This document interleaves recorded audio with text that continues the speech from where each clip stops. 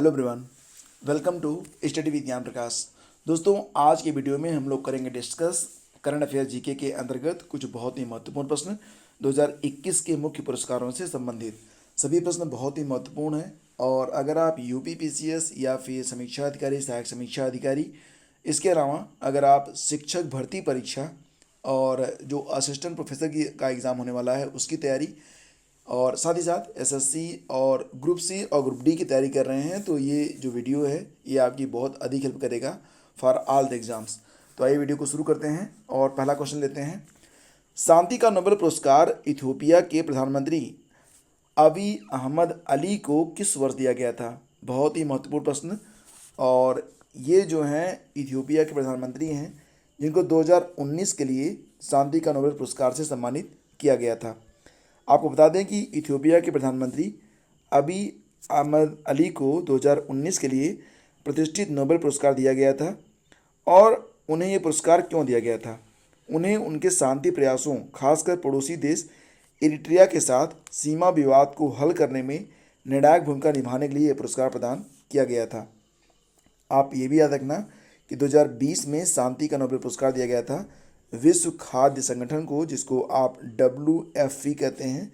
इसका मुख्यालय मिलेगा आपको कहाँ पर? रोम में। और रोम कहाँ पर है? इटली में है। ठीक है, आगे बढ़ते हैं। हिंदी की किस रचना को साहित्य अकादमी पुरस्कार 2020 से सम्मानित किया गया है? बहुत ही अच्छा प्रश्न है ये। और देखो यहाँ पर प्रश्न क्या है, हिंदी की किस रचना को। यहाँ पर जो रचनाएं हैं वो अलग अलग भाषाओं में हैं। बनारस डायरी, टोकरी में दिगंत, वैशाली और आम खास। तो ये इन सभी रचनाओं को साहित्य अकादमी पुरस्कार 2020 से सम्मानित किया गया है। इसमें जो हिंदी की रचना है वो है टोकरी में दिगंत थेरी गाथा। तो आपका सही आंसर है ऑप्शन बी। ठीक है, तो साहित्य अकादमी पुरस्कार 2020 की घोषणा 12 मार्च 2021 को की गई थी और कुल 20 भाषा की रचनाओं के लिए ये घोषणा हुई थी। इसमें जो कविता संग्रह थे वो उनकी संख्या 17 है, 4 उपन्यास, 5 कहानी संग्रह, 1 महाकाव्य और 1 संस्मरण है। हिंदी के लिए साहित्य अकादमी पुरस्कार 2020 से टोकरी में दिगंत थेरी गाथा, जिसकी लेखिका हैं अनामिका जी, इनको सम्मानित किया गया है। बनारस डायरी, ये रचना गुजराती में है, जिसके लेखक हैं हरीश मिश्रानू। वैशाली जो कि संस्कृत की रचना है, लेखक हैं डॉक्टर महेश चंद्र वर्मा गौतम। आम खास, ये पंजाबी लेखन में है, इसके लेखक हैं गुरुदेव सिंह रूपाणा। तो ये जो बाकी की 3 रचनाएं हैं इनको भी ये जो पुरस्कार है साहित्य अकादमी पुरस्कार से सम्मानित किया गया है। ठीक है, आगे बढ़ते हैं और अगला प्रश्न देखते हैं। 30वां सरस्वती पुरस्कार 2020 अभी हाल ही में किसे प्रदान किया गया? 30वां सरस्वती पुरस्कार, तो ये पुरस्कार अभी हाल ही में दिया गया किसको? डॉक्टर शरण कुमार लिम्बाले को। तो ऑप्शन ए यहाँ पर आपका बिल्कुल सही है, डॉक्टर शरण कुमार लिम्बाले। अब आपको ये बता दूं कि डॉक्टर शरण कुमार लिम्बाले को, जो कि मराठी लेखक हैं, इनकी जो किताब है सनातन के लिए 30वां सरस्वती सम्मान 2020 से सम्मानित किया गया है। 29वां सरस्वती सम्मान यानी कि 2019 में जो सरस्वती सम्मान दिया गया था वो दिया गया था वासुदेव मोहे को, जो कि एक सिंधी लेखक हैं, इनकी पुस्तक चेक बुक के लिए। ठीक है, अगला क्वेश्चन। 30वां व्यास पुरस्कार 2020 अभी हाल ही में किसे प्रदान किया गया? 30वां व्यास पुरस्कार 2020 ये अभी हाल ही में दिया गया डॉक्टर शरण कुमार लिम्बाले को। ये जरूर याद रखना, बहुत ही अच्छा प्रश्न है ये। ठीक है, और इनकी जो रचना है उसका नाम है पाटलिपुत्र की सामग्री। तो ये आप याद रखना। और जो 29वां व्यास सम्मान था 2019 के लिए प्रदान किया गया था नासिरा शर्मा को, जो कि उनकी किताब जो कि उपन्यास है कागज़ के नाव के लिए दिया गया था। 28वां व्यास सम्मान 2018 दिया गया था लीलाधर जगोड़ी को, कविता संग्रह जितने लोग उतने प्रेम के लिए। ठीक है, 2020 का मैन बुकर इंटरनेशनल पुरस्कार किसे प्रदान किया गया? अब फ्रेंड्स यहाँ पर आप ध्यान देना कि जो मैन बुकर पुरस्कार होता है वो सिर्फ कॉमनवेल्थ कंट्रीज़ और आयरलैंड के जो लेखक होते हैं और मूल भाषा इंग्लिश में जो किताब लिखी गई होती है उसी को प्रदान किया जाता है। लेकिन मैन बुकर इंटरनेशनल पुरस्कार सभी लेखकों को, वर्ल्ड वाइड कोई भी लेखक किसी भी भाषा में उसकी किताब हो, लेकिन बशर्ते ये कि वो जो किताब हो उसका अंग्रेजी अनुवाद उपलब्ध हो। तो मैन बुकर इंटरनेशनल पुरस्कार के लिए वो किताब भी चुनी जाती है। तो 2020 का जो मैन बुकर इंटरनेशनल पुरस्कार है ये किसको प्रदान किया गया? बहुत अच्छा प्रश्न है, बहुत इंपॉर्टेंट। सही जवाब होगा मार्के लुकास रिजनेवेल्ड। तो ऑप्शन ए, ये बिल्कुल याद रखना आप, ऑप्शन ए इसका बिल्कुल सही है। मैन पुरस्कार इंटरनेशनल पुरस्कार यानी कि मैन बुकर इंटरनेशनल पुरस्कार 2020 मारिक लुकास रिजनेवेल्ड, ये नीदरलैंड के हैं। इनकी जो किताब है द डिस्कम्फर्ट ऑफ इवनिंग, और इसका जो अनुवाद किया गया है मिशेल हचिसन के द्वारा किया गया है, को प्रदान किया गया है 2020 के लिए। अच्छा, अगर क्वेश्चन ये आएगा कि मैन बुकर पुरस्कार 2020 किसे प्रदान किया गया, तो जवाब बनेगा डगलस स्टुअर्ट, जो कि स्कॉटलैंड के हैं, और इनकी रचना का नाम है सगी वेन।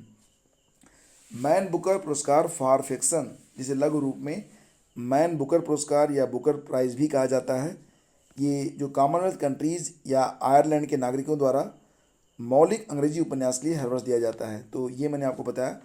अगर अन्य भाषा की रचना है, अगर आप अदर कंट्रीज से हैं, तो आपको जो है मैन बुकर इंटरनेशनल पुरस्कार के लिए कंसीडर किया जा सकता है। 51वें भारतीय अंतर्राष्ट्रीय फिल्म पुरस्कार 2021 के लिए कंट्री ऑफ फोकस देश कौन सा रहा?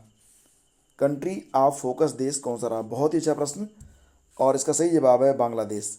याद रखना, 51वें भारतीय अंतर्राष्ट्रीय, इसको आप IFFI भी कहते हैं, तो IFFI 2021 में जो फोकस कंट्री है वो है बांग्लादेश। ठीक है, याद रहेगा ना। चलो आपको बता दें कि भारतीय अंतर्राष्ट्रीय फिल्म महोत्सव का जो 51वां संस्करण था वो 16 जनवरी से 24 जनवरी 2021 तक गोवा के पणजी के पास श्यामा प्रसाद स्टेडियम में आयोजित किया गया था। कंट्री ऑफ फोकस रहा बांग्लादेश। सर्वश्रेष्ठ फिल्म चुनी गई थी golden peacock, into the darkness. Best actor चुने गए थे तजू चुआन लियू द साइलेंट फॉरेस्ट के लिए। बेस्ट एक्ट्रेस का अवार्ड मिला जोफिया स्टेफियस आई नेवर क्राई के लिए। बेस्ट डायरेक्टर चुने गए chain neon the silent forest के लिए। तो देखो, कोई भी जो फिल्म से संबंधित जो पुरस्कार होता है उसमें best film, best actor, best actress और बेस्ट डायरेक्टर, इसमें से ही कोई ना कोई क्वेश्चन पूछा जाता है। बाकी अगर फोकस कंट्री है या फोकस स्टेट है तो उसको भी ध्यान में रखना चाहिए। आगे बढ़ते हैं। 67वां राष्ट्रीय फिल्म पुरस्कार में सर्वश्रेष्ठ फीचर फिल्म का अवार्ड किसको दिया गया है? देखो क्वेश्चन ध्यान से देखो, सर्वश्रेष्ठ फीचर फिल्म के बारे में आपको पर क्वेश्चन है। छिछोरे पे मत जाना, छिछोरे को बेस्ट हिंदी मूवी का अवार्ड मिला है, और सर्वश्रेष्ठ फीचर फिल्म चुनी गई है मरक्कर को, लैंड ऑफ द अरेबियन सी। ठीक है, तो ये जरूर याद रखना आप, ऑप्शन ए इसका सही जवाब होगा। आपको बता दें यहाँ पर कि भारतीय सिनेमा मनोरंजन उद्योग का आकर्षण है। 67वें राष्ट्रीय फिल्म अवार्ड की घोषणा हिंदी फिल्म समारोह निदेशालय द्वारा की गई थी, जो सूचना और प्रसारण मंत्रालय के अंतर्गत आता है। भारतीय सिनेमा में 2019 और 2020 की सर्वश्रेष्ठ फिल्मों को सम्मानित करने के लिए 22 मार्च 2021 को एक प्रेस नोट जारी किया गया था।